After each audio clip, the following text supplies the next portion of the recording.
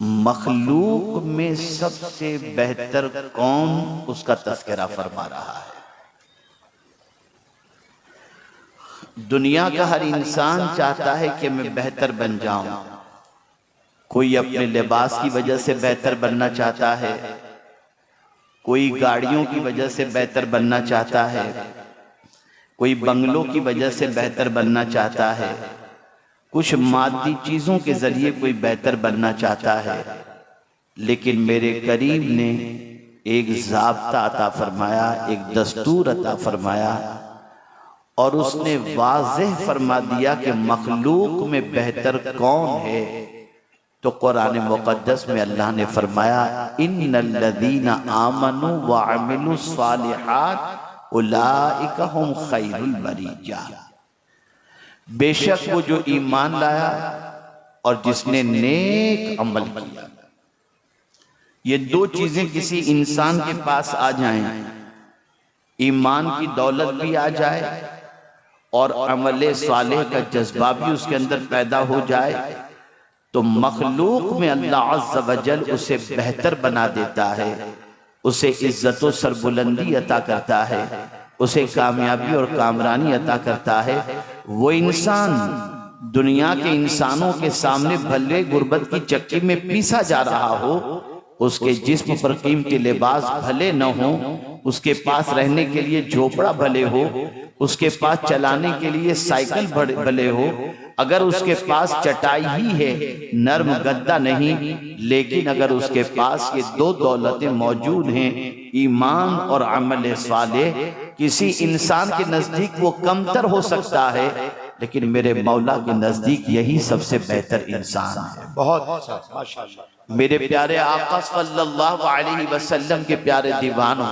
मुसलमान के पास ईमान की दौलत तो किसी हद तक है, और मुसलमान अपने आप को मोमिन जरूर कहता है, लेकिन अगर उसकी जिंदगी में झांक करके देखा जाए, बल्कि अगर मैं ये कहूँ तो गलत न होगा, इतना बड़ा मजमा है, इस मजमे के अंदर अगर आप तलाश करें और पूछें लोगों से कि आप में से कितने लोग ऐसे हैं जिन्होंने मगरिब की नमाज अदा की है, जिन्होंने आसर की नमाज अदा की है, जिन्होंने इशा की नमाज अदा की है, या इशा नहीं पढ़े तो घर जाकर पढ़ने का जिन्होंने अहद किया हो या इरादा किया हो, तो आप महसूस कर सकेंगे कि ऐसे बराए नाम कुछ मिलेंगे। न नमाज का ठिकाना है, न वुजू का ठिकाना है, न पाकी का ठिकाना है, न इस्तिंजा के सिलसिले में कोई मसाइल की वाकिफियत है, कुछ भी नहीं। बल्कि जब गांव में जलसा होता है तो ये समझते हैं चलो बड़ा मेला लगा है, तफरीह करके आ जाते हैं। और अगर आप इस नीयत से नहीं आते तो फिर आपकी जिंदगियां बदलती क्यों नहीं हैं? आप नमाजी क्यों नहीं बन जाते? आप दीन क्यों नहीं सीखते? आप अल्लाह के बताए हुए रास्ते पर क्यों नहीं चलते? आप गुनाहों से तौबा क्यों नहीं करते? आप गंदी पिक्चरें देखना क्यों नहीं छोड़ते? पता चला सुधरने की नीयत से आने का जज्बा ही कम है, तफरीह की नीयत से आने का जज्बा इल्ला माशाअल्लाह। मैं सबकी बात नहीं करता, और अल्लाह मेरी बदगुमानी को भी माफ फरमाए। आप अच्छी नीयत से भी आते होंगे, सवाब की नीयत से भी आते होंगे, लेकिन आज मैं आपको बताना चाहता हूँ, ऐ रसूल आजम के दीवानों, हालात हमें जगा रहे हैं, माहौल हमें जगा रहा है, और हमारी परेशानियां, हमारी मुसीबतें, हमारी तकलीफें, ये हमारी मासियत की वजह से है। एक जुमला आपकी समातों के हवाले करता हूँ, जहन में रखिएगा, उलमा से इस्लाह की गरज से सुनने की गुजारिश करता हूँ। मुसीबत पहले नहीं आती, पहले मासियत फिर मुसीबत। पहले मासियत फिर मुसीबत। पहले इंसान गुनाह करता है, फिर मुसीबत आती है। कुरान कहता है मा असाबका मिन मुसीबतिन फबिमा कसबत अयदीकुम, तुमको जो मुसीबत पहुंचती है वो तुम्हारे हाथों की कमाई है। अल्लाहु अकबर। इसी जमीन पर जब इबादत करते थे, इसी जमीन पर जब सजदा रेज होते थे, इसी जमीन पर जब अल्लाह का जिक्र करते हुए चलते थे, इसी जमीन पर रात के सन्नाटे के अंदर अल्लाह को मनाने की और तौबा इस्तिगफार करने की आदत थी, तो मस्जिद के दरवाजे पर गैर मुस्लिम पानी का गिलास लेकर खड़ा होता था और कहता था ये नमाजी है, पढ़ के दम कर देगा तो मेरे घर का मरीज को शिफा नसीब हो जाएगा। लेकिन आज हमारी सोच बदल गई। हमारी फिक्र बदल गई, हमारी आदतें बदल गई, हमारे नजरियात बदल गए, हमारी जिंदगी की रविश बदल गई। नतीजतन आज हम जहां खड़े हैं दुनिया उसे अच्छी तरीके से महसूस कर रही है। अगर आप सोसाइटी के अंदर बेहतर इंसान बनना चाहते हैं, आप अगर मुआशरे के अच्छे इंसान बनना चाहते हैं और अल्लाह के नजदीक बेहतर बनना चाहते हैं, अल्लाह की मखलूक के अंदर बेहतर बनना चाहते हैं, तो मेरे करीम ने एक ज़ाब्ता अता किया, ईमान और अमल साले। मोमिन बनकर के जियो और नेक अमल करो। ये दो चीजें अगर तुम इख्तियार कर लोगे तो ये किसी और का वादा नहीं, ये माबूद बरहक का वादा है। उलाइका हुम खैरुल बरिया। ए रसूल रहमत सल्लल्लाहु अलैहि वसल्लम के दीवानों, हम चाहते हैं कि गुनाह करें और दुनिया इज्जत दे, हम चाहते हैं कि आवारगी करें और दुनिया इज्जत दे, हम चाहते हैं दीन के रास्ते से हट करके चलें और दुनिया इज्जत दे। कभी इज्जत नहीं मिल सकती। याद रखें, कांटे का बीज बो करके गुलाब की उम्मीद रखना यह हिमाकत के अलावा और कुछ नहीं है। गुलाब का बीज बोओगे तो गुलाब निकलेगा, कांटे के बीज बोने के बाद गुलाब की उम्मीद नहीं रखी जा सकती। मैं जब कभी झारखंड की सरजमीन पर, बिहार की सरजमीन पर, बंगाल की सरजमीन पर और यूपी की सरजमीन पर आता हूं तो मैं बहुत भोले भाले चुलबुले नौजवानों की एक बड़ी तादाद देखता हूं जो बेचारे दीन के नाम पर आ जाते हैं, लेकिन उनको न बात करने का शऊर होता है, न बैठने का शऊर होता है, न हाथ मिलाने का शऊर होता है, न उनके पास कोई तालीम होती है। बस आकर के बैठ जाते हैं, अच्छी बात लगी तो कुछ गुनाहों से तौबा कर ली, और अगर कोई बात समझ में नहीं आए तो बड़ा मजा आया, फिर हंसते खेलते मौज मस्ती करते हुए चले जाते हैं। आज एक वाकया मैं आपको सुनाना चाहता हूँ, खासतौर पर मेरे उन नौजवान बच्चों को जिनकी उम्र बहुत कम है। आप इनकलाब ला सकते हो, आप मुआशरे में तब्दीली ला सकते हो, आप मुआशरे को संवार सकते हो। कैसे? मैं आपको बंगाल का एक वाकया मेरा अपना बताऊं। मेरे एक दोस्त है मुफ्ती साहब, उन्होंने बड़ी रिक्वेस्ट की मुझे कि आप मेरे यहाँ चलें।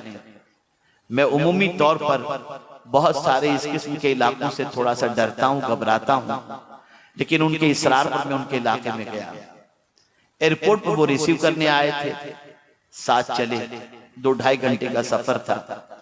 जब उनके गांव में हम पहुंचते हैं तो गांव में एंटर होते ही एक अच्छी इमारत थी, उन्होंने वो इमारत बताई। बोले हजरत ये इमारत देख लीजिए आप। मैं देखा, बोले हजरत ये स्कूल है। मैंने कहा माशाअल्लाह, आपके छोटे से गांव में इतना बड़ा स्कूल? बोले हाँ। फिर उसके बाद कयामगाह पर पहुंचे, चाय नाश्ता हुआ और फिर गुफ्तगू का सिलसिला शुरू हुआ। मेरे बच्चों गौर से सुनो, कान खोल करके सुनो, अच्छी तरीके से सुनो। मुफ्ती साहब ने कहा कि हजरत जो इमारत आपने देखी ना, वो स्कूल जो आपने देखी? मैं बोला हाँ। आपको मालूम है किसने बनाई? मैंने कहा नहीं। कहा जिस कमेटी ने आज आपको बुलाया है उस कमेटी के 200 मेंबर हैं, जिसमें से 20 ऐसे मेंबर होंगे जो कोई अच्छा काम करते हैं। मिसाल के तौर पर कोई पीयूपी का काम करता है, कोई फर्नीचर का काम करता है। इस तरीके के 20 लोग होंगे और 180 या गालिबन 160 मेंबर ऐसे हैं जो बड़े शहरों की होटलों के अंदर बर्तन साफ करते हैं। 200 मेंबरों की वो जमात, वो कमेटी, जिसमें से 160 या 180 बच्चे बेंगलोर, मुंबई, कलकत्ता, दिल्ली, वहां की होटलों के अंदर बर्तन साफ करते हैं। इन 200 बच्चों ने मिलकर ये स्कूल बनाया है। मैंने कहा इन बच्चों के दिल में स्कूल की तड़प कैसे पैदा हुई? अब मुफ्ती साहब का जवाब सुनिए। उन्होंने जवाब में कहा कि हजरत, ये जब सेठों के बच्चों को होटल में आता देखते थे ना, तो इनका दिल अंदर से उड़ता था और ये सोचते थे कि क्या हमारे बेटे भी इनके बेटे जैसे बन सकते हैं। तो जहन में उनके बात आई, अगर हमारे बच्चों ने इल्म हासिल कर लिया तो इनके बच्चे जैसे बन सकेंगे, और अगर जाहिल रहे तो हमारी तरफ बर्तन साफ करते रहेंगे। इन सब लोगों ने कतरा कतरा जमा किया और आज ये बेहतरीन स्कूल इन्होंने तामीर किया है।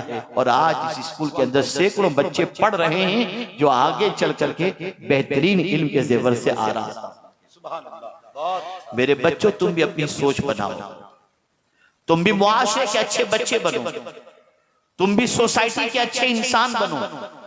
तुम्हारे अंदर भी एक जज्बा होना चाहिए। तुम्हारे पास भी दिल है, तुम्हारे पास भी दिमाग है, तुम्हारे पास ईमान की दौलत है। सिर्फ कमी है तो इस चीज की कि तुम्हारे पास कोई गाइडलाइन नहीं, तुमको कोई संभालने वाला नहीं, तुमको कोई संवारने वाला नहीं। अपनी मर्जी से बड़े हो रहे हो, माँ बाप पढ़े लिखे नहीं, और अपनी मर्जी से बड़े होने के बाद अपनी मर्जी से चल रहे हो और अपनी मर्जी से जी रहे हो। तुम्हें यह शऊर नहीं है क्या चीज अच्छी है और क्या चीज बुरी। लेकिन आओ, मैं तुम्हें एक दावत देता हूँ, एक फिक्र देता हूँ। तुम सुन्नी दावत इस्लामी के माहौल से वाबस्ता हो जाओ।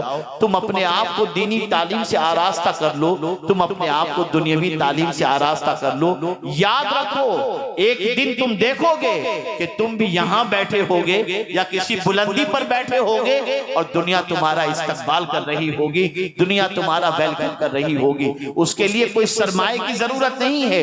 दो चीजें अपनी जिंदगी में इख्तियार कर लो, ईमान और अमल सालेह। जब ये दो चीजें तुम इख्तियार कर लोगे तो अल्लाह अज़्ज़ व जल्ल ने फरमा दिया तुम मखलूक के अंदर सबसे बेहतर बन जाओगे। बहुत माशाअल्लाह। आप जानते हैं मेरे प्यारे आका सल्लल्लाहु ताला अलैहि वसल्लम के प्यारे दीवानों, ईमान कितना बड़ा सरमाया है, ईमान कितनी बड़ी ताकत है। कुरान कहता है फमन यकफुर बित्तागूत व युमिन बिल्लाह फक़द इस्तमसक बिल उर्वतिल वुस्क़ा लन फिसाम लहा। जिसने शैतान का इनकार किया और अल्लाह पर ईमान ले आया, उसने बहुत मजबूत गिरह को थाम ली। लन फिसाम लहा, ये गिरह कभी खुलेगी नहीं। मुफस्सिरीन फरमाते हैं कि एक कलेमा पढ़ने वाले के लिए ईमान से बड़ा दूसरा कोई सहारा नहीं हो सकता। ईमान इतना बड़ा सहारा है कि जब कोई ईमान को ईमान को इख्तियार कर लेता है और अल्लाह पर कामिल भरोसा करने लग जाता है, तो फिर मेरे रब की शान ये है कि कदम कदम पर मेरा मौला उसकी मदद करता है और उसकी तवक्कुल को परवरदिगार जल्ल जलालहू पूरा करता हुआ नजर आता है। लेकिन हमारा हाल ये है, हम सब पर तो भरोसा करते हैं, रब पर भरोसा नहीं करते। हमारा हाल ये है कि अगर डॉक्टर हमसे कह दे कि ये दवाई खाओगे, ये चीज खाओगे तो मर जाओगे, जिंदगी भर हाथ नहीं लगाते। अगर हमें डॉक्टर कहते रोजाना इतना चलना पड़ेगा वरना शुगर तुम्हारी हाई हो जाएगी और तुम्हारा पैर काटना पड़ेगा या आंखों की रोशनी चली जाएगी, हम डॉक्टर की बात मान लेते हैं। हैरत की बात है, जिसका कलिमा पढ़ते हैं, जिसको माबूद मानते हैं, उसकी बात मानने को तैयार है, उसका इरशाद सुनने को, उसके इरशाद पर अमल करने को तैयार नहीं है। ऐ रसूल आज़म सल्लल्लाहु अलैहि वसल्लम के दीवानों, अल्लाह पर कामिल भरोसा रखो। और बड़ी प्यारी बात किसी ने कही है, रास्ता एक ही था, फिरौन भी गुजरा, मूसा भी गुजरे। रास्ता एक ही था, फिरौन भी गुजरा, मूसा भी गुजरे। फिरौन डूब गया, मूसा निकल गए। वजह क्या थी? तो फिरौन को रास्ते पर भरोसा था, मूसा को खुदा पर भरोसा था। ऐ रसूल आज़म सल्लल्लाहु अलैहि वसल्लम के दीवानों, मेरा रब तुम्हारी हर जगह मदद करने को तैयार है। वही तो है जो माँ के शिकम के अंदर हमें रोजी पहुंचाता है और हमें जिंदगी अता करता है। ऐ रसूल आज़म सल्लल्लाहु अलैहि वसल्लम के दीवानों, उससे अपने ताल्लुक को मजबूत करो, उससे अपने रिश्ते को मजबूत करो। और याद रखो, जब कोई बंदा अपने वजूद को उसकी बारगाह के अंदर झुका देता है तो फिर अल्लाह अज़्ज़ व जल उसे इतना उठाता है कि उस बुलंदी तक कोई दूसरा पहुंच नहीं सकता। हमने सजदा छोड़ दिया, उसकी बारगाह में झुकना छोड़ दिया, तो कासे गदाई लेकर दर दर की ठोकरें खाते हुए नजर आते हैं। आज मुझे बताइए, वो कौन सा गुनाह है जो रात के सन्नाटे में या दिन के उजाले के अंदर मुसलमान करता हुआ नहीं दिखाई देता? आप मुझे बताओ। आज तो 14 साल का लड़का 18 की उम्र तक पहुंचने तक खाली हो जाता है, इस लायक भी नहीं रहता कि वो शादी कर सके। आज आप देखो, गंदी पिक्चरों को देख देख कर आज का जवान बर्बाद हो गया। बल्कि अल्लाह माफ फरमाए, ये जवानों ही का मसला नहीं है, ये तो शादीशुदा लोग भी और बड़ी उम्र वाले भी आजकल न जाने क्या क्या देखते हुए नजर आते हैं। क्या हो गया है? हजरत बायजीद बुस्तामी अलैहिर्रहमा के पास एक शख्स आया और उसने आकर के कहा, हुजूर, तकरीबन गुनाहों से अल्लाह ने मुझे तौबा की तौफीक अता फरमा दी, लेकिन एक गुनाह ऐसा है जिससे मैं बच नहीं पाता। हजरत बायजीद बुस्तामी अलैहिर्रहमान ने उससे पूछा, नहीं वो कौन सा गुनाह? वो खुद ही कह उठता है, हुजूर, रास्ते में किसी औरत या लड़की को चलते हुए देखता हूँ तो मेरी निगाह खता खा जाती है, मैं उसे घूरने लगता हूँ। इस गुनाह से मैं नहीं बच पाता, मुझे कोई नुस्खा अता फरमाए। वो बुजुर्ग हजरत बायजीद बुस्तामी अलैहिर्रहमान ने जवाब में इरशाद फरमाया, बेटे, एक नुस्खा तुझे देता हूं, और वो ये है, जब तेरा नफ्स तुझे किसी हराम चीज को देखने के लिए वरगलाए और शैतान तुझे वरगलाए, तो ये तसव्वुर जहन में रखना, तू उसे देख रहा है और तेरा खुदा तुझे देख रहा है। वो शख्स जब ये सुनता है, सुनने के बाद चला गया। 15 दिन के बाद पलट करके आया तो बायजीद बुस्तामी से कहता है, हजरत, खुदा देख रहा और मैं हरामकारी करूं, मुझसे नहीं हो पाता, मुझे अल्लाह ने तौबा की तौफीक अता फरमा दी। अब जब भी निगाह उठती है तो कुरान देखने उठती है, हलाल चीजों को देखने के लिए उठती है, माँ बाप को मोहब्बत और शफकत से देखने के लिए उठती है। जालिमों, खुदा देख रहा है और हम पाप कर रहे हैं, खुदा देख रहा है, हम बुराई के दहलीज पर जा रहे हैं। आज आप देखो, अंदाजा लगाओ, हमारी कौम के नौजवान कहाँ मिलेंगे, क्या करते हुए मिलेंगे? बदल डालो। और ऐ नौजवानों, तुम्हारी जिम्मेदारी सिर्फ खुद के संवरने की नहीं है, बल्कि तुम्हारी जिम्मेदारी ये भी है कि तुम्हें पता चले कि कोई गलत रास्ते पर जा रहा है, पकड़ो उसे, बिठाओ, डराओ अल्लाह से, समझाओ उसे, और सुन लो, जिस किसी को तुमने समझाया और तुम्हारे समझाने के बाद वो बुराई की दहलीज पर जाने से बच जाता है और बुराई से तौबा कर लेता है, तो मुस्तफा प्यारे सल्लल्लाहु अलैहि वसल्लम का फरमान है, कल बरोज़े क़यामत जब उस बंदे को जन्नत में अल्लाह जाने का हुक्म देगा तो वो बंदा कहेगा, मौला, मैं तो गुनहगार था, सियाहकार था, फला मेरे दोस्त ने मुझे सीधा रास्ता दिखाया, मौला आज मैं अकेला जन्नत में नहीं जाऊंगा, मेरे उस दोस्त को भी अपने साथ लेकर के जन्नत में जाना चाहता हूँ। मुसलमानों, ये तुम्हारी जिम्मेदारी थी, ये तुम्हारी रिस्पॉन्सिबिलिटी थी, ये तुम्हारा फर्ज था।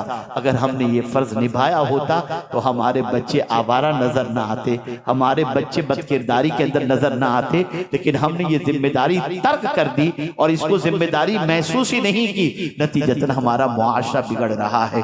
मैं उन माँ बाप से भी कहना चाहता हूँ जो माँ बाप केयरलेस हैं और अपने बच्चों से लापरवाही का इस तरीके से मुजाहिरा करते हैं कि अपने बच्चे की ये फिक्र नहीं रखते कि मेरे बच्चे की आदत अच्छी हो, मेरा बच्चा 10 के दरमियान बैठे तो इज्जत से देखा जाए, नहीं, नहीं, आजकल माँ बाप का मामला ये हो गया, बच्चे पैदा किए छोड़ दिया, अल्लाह अकबर, खुद से बड़े हो रहे हैं, कोई तरबियत नहीं, कोई डिसिप्लिन नहीं। आप जानते हैं, एक वाकया मैं आपकी समाअतों के हवाले करूं। गालिबन मैं जर्मनी से आ रहा था, फ्लाइट के अंदर बैठा हुआ था, मेरे बाजू में एक फैमिली बैठी हुई थी। उस फैमिली के अंदर एक खातून, उसका शौहर और एक नन्हा सा बच्चा था, और चाइल्ड मील माँ ने मंगवाया, बच्चे का खाना फ्लाइट के अंदर। बच्चे का जैसे ही खाना आया, माँ ने बच्चे के लिए लुकमा बनाया। एक लुकमा मुंह में रखने से पहले बच्चे से कहते, बेटे बोलो बिस्मिल्लाह। बच्चा बोलता बिस्मिल्लाह। बच्चे के मुंह में माँ लुकमा रखती, उसके बाद बच्चे से माँ कहती बोल बेटा अल्हम्दुलिल्लाह, तो बेटा कहता अल्हम्दुलिल्लाह। एक एक लुकमे पर माँ बिस्मिल्लाह शरीफ भी पढ़ा रही है और अल्हम्दुलिल्लाह भी कहला रही है। मेरे अंदर सीखने का जज्बा है, मैं जानना चाहा कि आखिर इसकी वजह क्या है। मैंने बच्चा जब खाना खा चुका और माँ खिला चुकी, तो मैंने उस बच्चे के बाप से पूछा कि जरा अपनी बेगम से ये पूछ के मुझे बताएं कि ये बहन जो है वो अपने बच्चे को हर लुकमे पर बिस्मिल्लाह और अल्हम्दुलिल्लाह क्यों पढ़ा रही है। तो उस औरत ने मेरी बात समझ ली। इसका शौहर जवाब जो उससे पहले औरत जवाब देती है, हजरत मामला सबसे बड़ा ये है, मैं देख रही हूँ कि आज का मुसलमान टनो खा लेता है, न बिस्मिल्लाह पढ़ता है, न अल्हम्दुलिल्लाह पढ़ता है।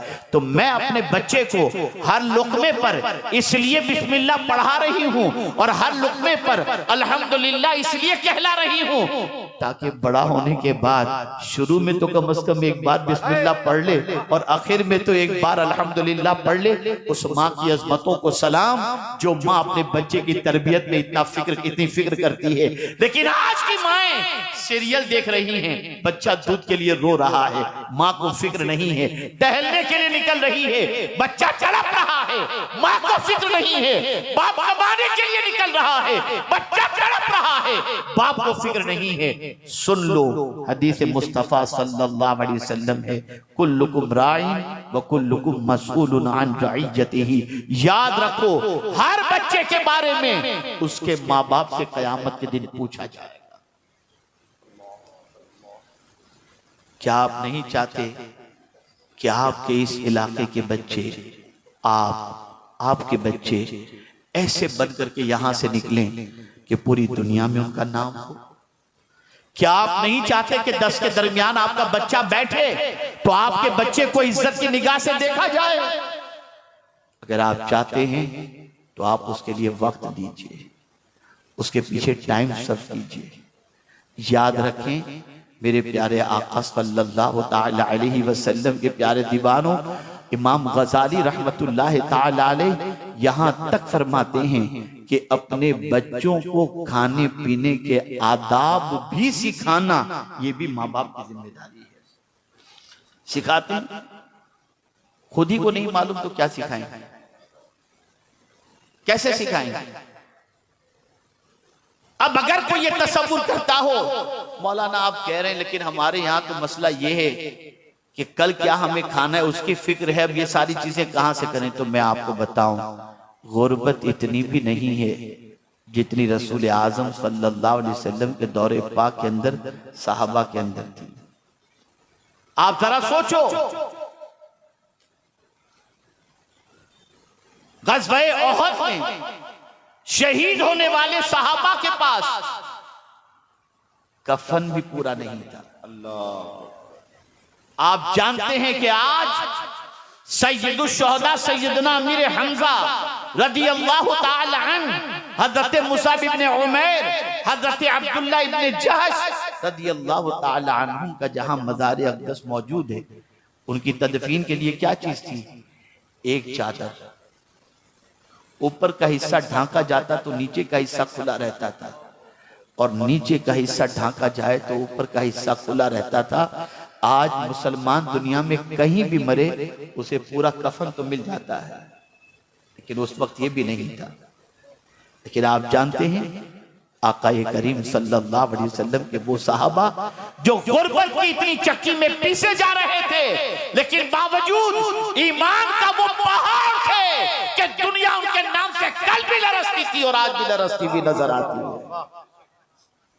गुर्बत किसी चीज में रुकावट नहीं बनती। खुद मेरे आका सल्लल्लाहु अलैहि वसल्लम की हयात तैयबा तो देखें, अल्लाह अकबर। मैं अक्सर कहा करता हूं, एक गरीब, रख दो वहीं रख दो बेटा, जाओ बैठ जाओ। एक मतलब दुरूद शरीफ पढ़े, अल्लाहुम्मा सल्ली अला सय्यिदिना व मौलाना मुहम्मद मादिनिल जूद वल करम व आलि व सहाबी बारिक वसल्लम। एक गरीब बाप अपनी बेटी को बियाह कर घर से रुखसत करना चाहे और वो ये सोचे कि मैं नबी की सुन्नत पर अमल करते हुए अपनी बेटी को रुखसत करूं, खुदा की कसम दुनिया में आज ऐसा कोई भी इंसान नहीं मिलेगा जो नबी की सुन्नत के मुताबिक अपनी बेटी को विदा न कर सकता। वो रसूल रहमत सल्लल्लाहु अलैहि वसल्लम जिनकी लख्ते जिगर खातून जन्नत, कौन रसूल आजम, मालिके कौनैन, गो पास कुछ रखते नहीं, दो जहां की नेमतें हैं उनके खाली हाथ, जन्नत उनकी, जन्नत की नेमतें उनकी।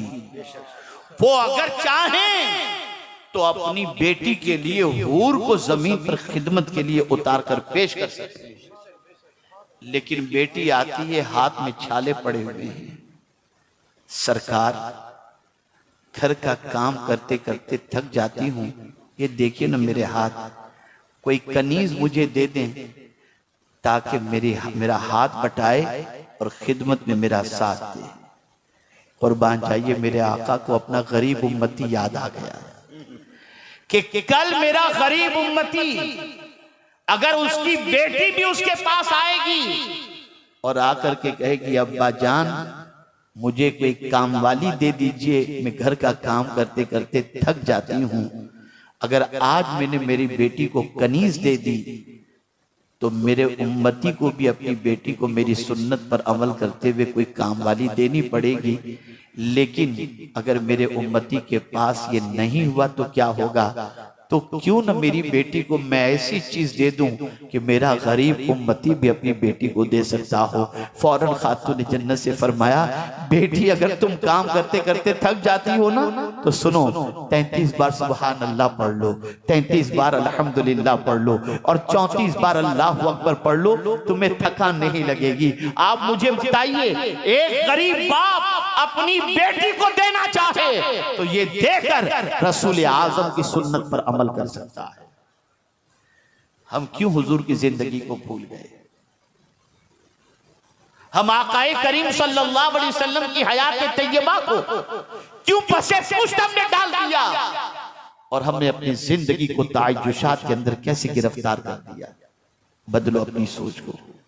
मैं आपसे काफी उम्मीदें वाबस्ता रखता हूं, मुझे काफी तवक्कुआत आपसे हैं और अब तो अल्हम्दुलिल्लाह यहाँ पर एक ऐसा इदारा भी कायम हो चुका है जिस इदारे के अंदर तालीमी मेयार इतना बुलंद है कि मुस्तकबिल बड़ा ताबनाक नजर आता है।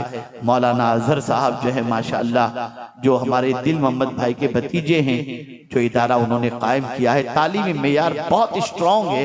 अल्लाह अज़्ज़ा वजल उन्हें कामयाबी से हमकनार फरमाए और उनके मुस्तकबिल को ताबनाक बनाए। बच्चों पढ़ो, छोड़ दो गुनाह से अपने ताल्लुक को, छोड़ दो गुनाह से रिश्ते को, छोड़ दो अपने आप की जिंदगी को बर्बादी के रास्ते पर ले जाने के लिए। आप जानती, एक 6 साल का नन्हा सा बच्चा अपनी माँ को जब देखता है कि वो चूल्हा जला रही है तो माँ को ये काम करते देखकर उसकी आंखों से आंसू आ जाते हैं, रोने लगता है, गिरियोजारी में इतना गिरफ्तार हो जाता है जिसकी कोई इंतहा नहीं, बिलक बिलक करके वो रो रहा है।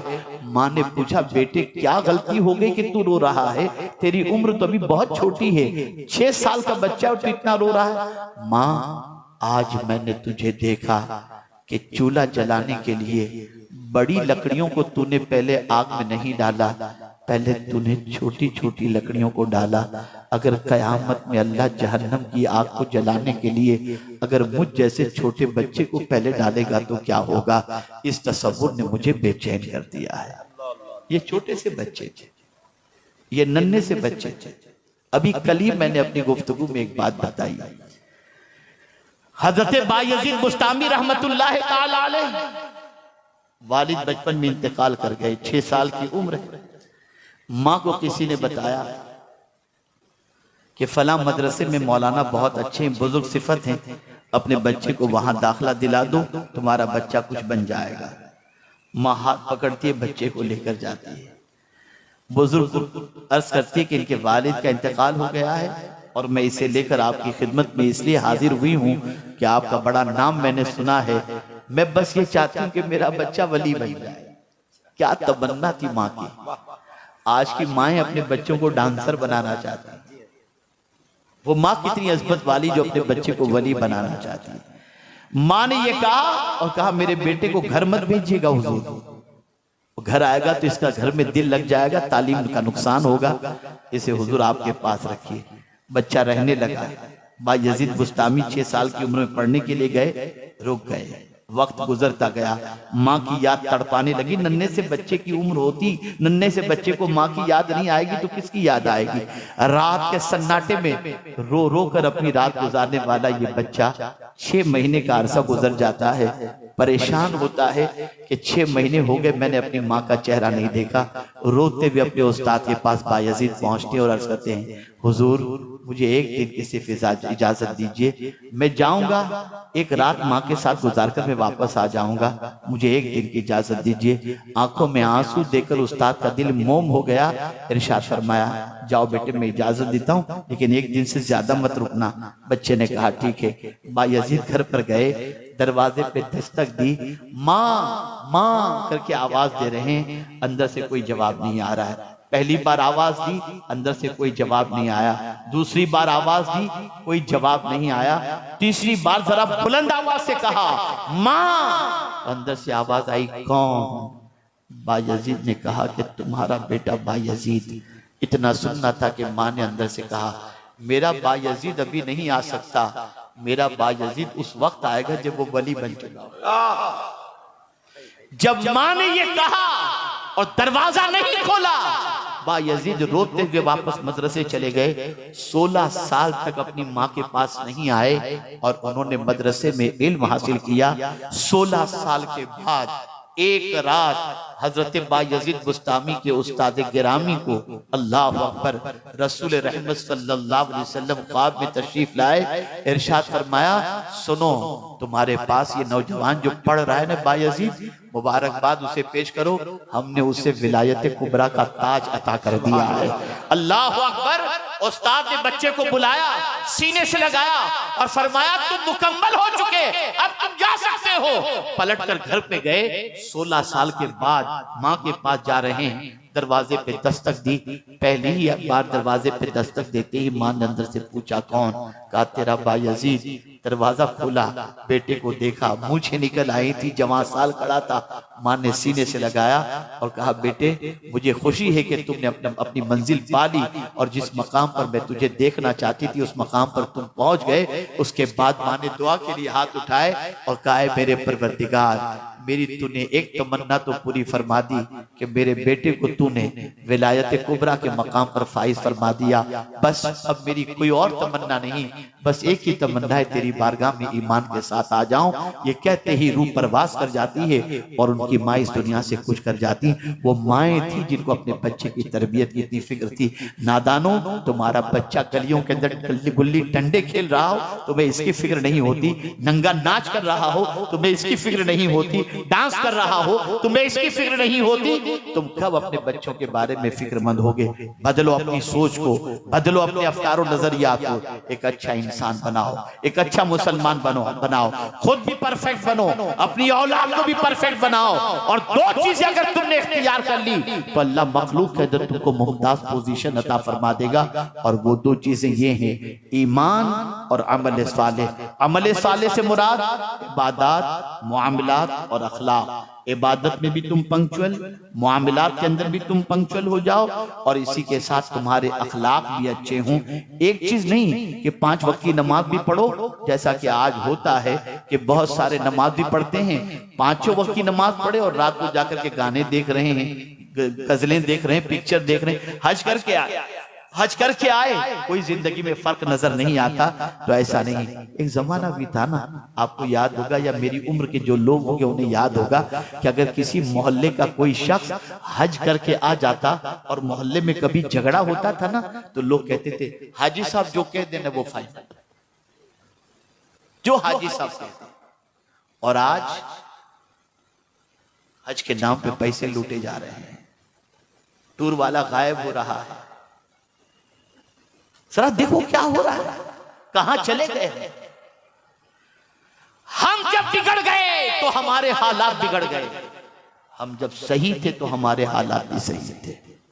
हमें संवरने की जरूरत है, हमें सीधे रास्ते का मुसाफिर बनने की जरूरत है, हमें गुनाहों से रिश्ता तोड़ने की जरूरत है। आज इतनी बड़ी तादाद में आप आए हो, अगर नबी से सच्ची मोहब्बत है तो आज एक वादा करके उठो, एक इरादा करके उठो, इंशाअल्लाह एक वक्त की नमाज कभी कज़ा नहीं करोगे, एक वक्त की नमाज भी कभी कज़ा मत करो। मुझे यहाँ एक बात याद आती है, मैं आपको बताऊं, अल्लाहु अकबर। मेरे एक दोस्त हैं, उन्होंने मुझसे एक मर्तबा कहा कि हजरत बचपने से मेरे माँ बाप ने मुझे नमाज का आदी बनाया है, लेकिन मैंने आज से कुछ दिनों पहले जो फज्र की नमाज पढ़ी ना, उस नमाज जैसी लज्जत मुझे जिंदगी में कभी नहीं मिली। तवज्जो चाहो, उस नमाज जैसी लज्जत मुझे कभी नहीं मिली। मैंने कहा यार ऐसी क्या खुसूसियत है, मुझे भी बताओ। उन्होंने कहा मेरी आंख खुली तो मैंने घड़ी में देखा कि तुलुए आफताब के अंदर 7 या 8 मिनट बाकी थे। मैंने सोचा यार मैं अभी उठूंगा, इस्तिंजा करूंगा, वुजू करूंगा, इतने में तो वक्त चला जाएगा, चलो यार सो जाता हूं, नींद कहां खराब करता हूं। अब नमाज यूं भी कज़ा होने वाली है तो नींद अच्छी तरीके से हो जाए।